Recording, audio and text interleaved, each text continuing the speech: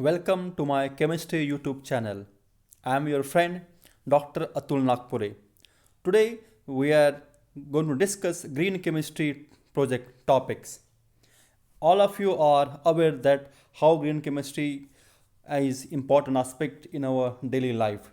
Basically, green chemistry is deals with invention, design and applications of chemical products and processes to reduce or eliminate the use and generation of substances which will be hazardous to its consumers. And hence, my dear friends, remember that green chemistry will be a pioneer and very important aspect in the near future. So, to just highlight the importance of green chemistry, I have given some project topic. We are well aware that there are 12 principles of the green chemistry. I'm going to highlight each and every aspect step by step. Let's say we have first principle is waste prevention. It is better to prevent the waste formation instead of treating it and clean up the waste after its formation. So try to design a reaction in such a way that in the reaction we don't have any waste, because by chance if side product generated, there is a questions come again how to treat it and how to clean the waste. So if possible, try to avoid the waste formation. Then next principle, we have atom economy.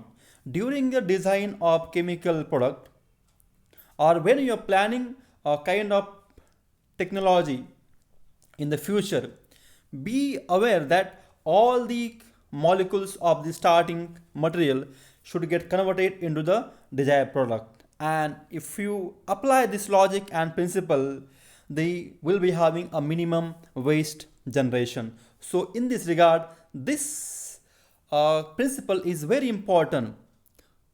Next we have less hazardous synthesis. If possible, economically and technically both, you have to design a process in which the use and generation of toxic and environmentally hazardous substance is avoided. So please take care while planning any particular reaction. Next we have safe chemical design. You should use the substances or the reagent which is not toxic in a nature. Let me give you one nice example of this principle. When you are planning to synthesize adipic acid, and adipic acid is widely used in the manufacture of nylon, lubricant, etc. But earlier days, the benzene was used as a starting material for adipic acid. However, this benzene is carcinogenic and can cause a serious damage to the mankind, and hence we need to slowly move away from the benzene. And nowadays technology has emerged and they are using glucose as a starting compound. So in this the way we can design the process.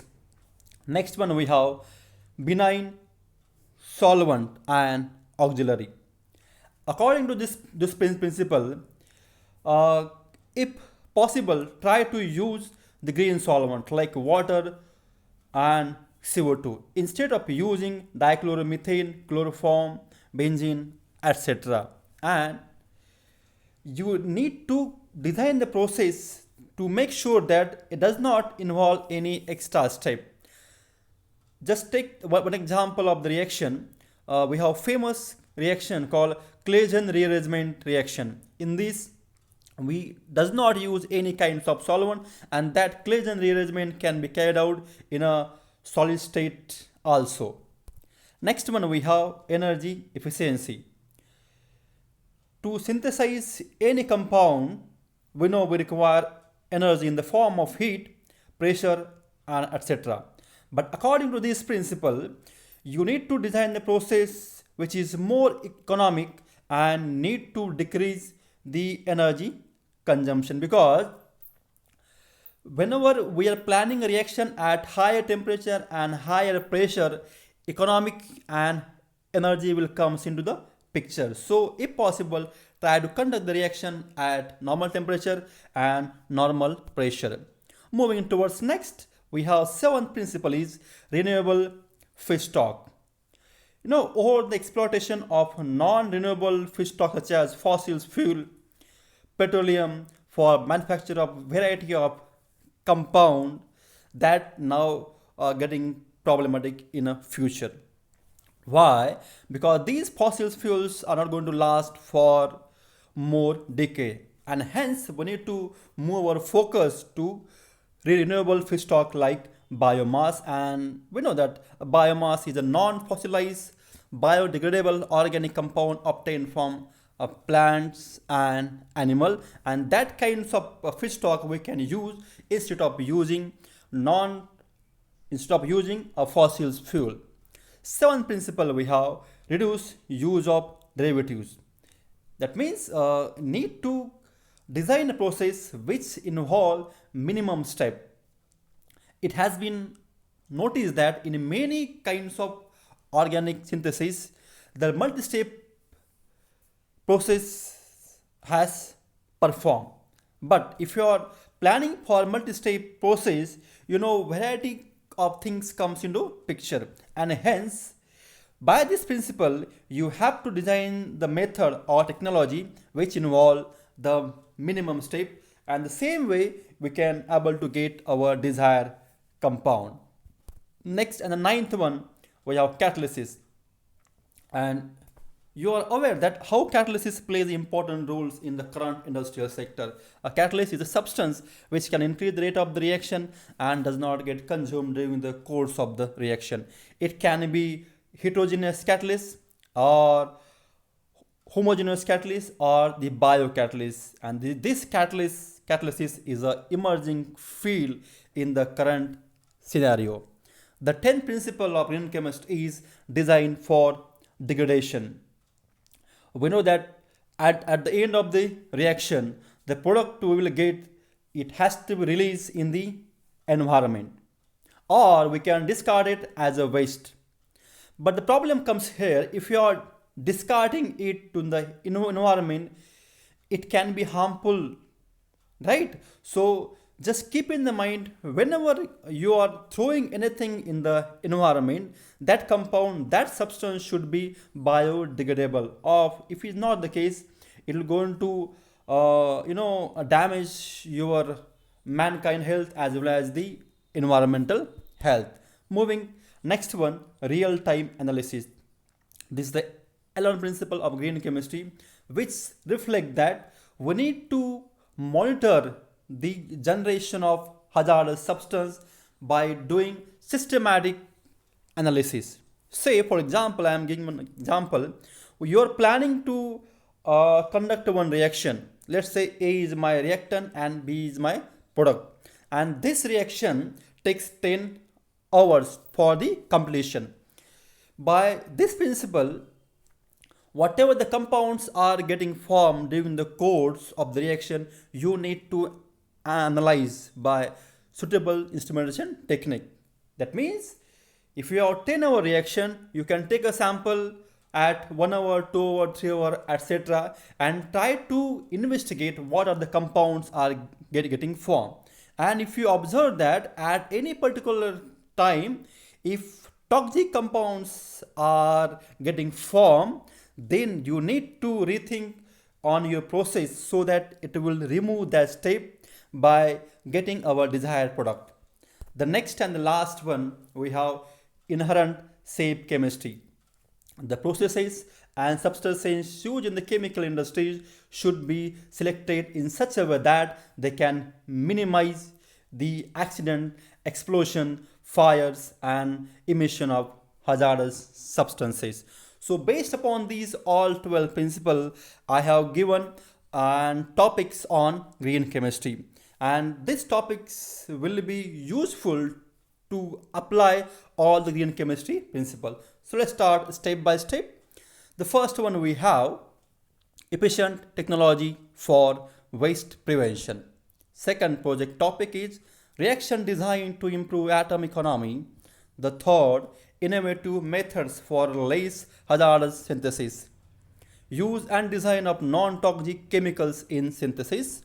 Fifth one, we have the novel techniques for benign solvent and auxiliary.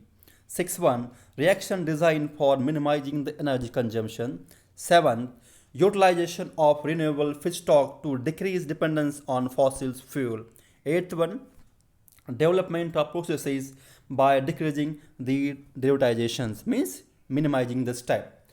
The ninth one, the role of catalysts in industrial sector. The tenth one, we have the design of degradation method for environmental friendly processes. 11th, monitoring the generation of hazardous substance. 12th, inherently safe chemistry to ensure laboratory safety. Green chemistry from theory to practice. 14th one, the role of green chemistry for sustainable development. Next, cradle to cradle approach for product design. This concept is very, very important in green chemistry. What it suggests? It suggests that if any waste is generated in one cycle, that has to be used as a nutrient for the next cycle and should not thrown away in the system. That means the whole system will be completely closed and we can reuse and recycle the product so that no waste generation will be there in the environment.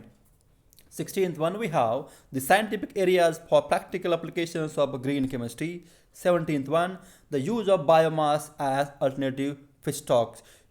Nowadays fossils fuel based economics are merging, because when we require solvent, we require fuels and the liquids, we always focus and dependence on the fossil fuel, and hence a time has come, my dear friends, to accelerate our efforts, and slowly we have to move towards the biomass based feedstock.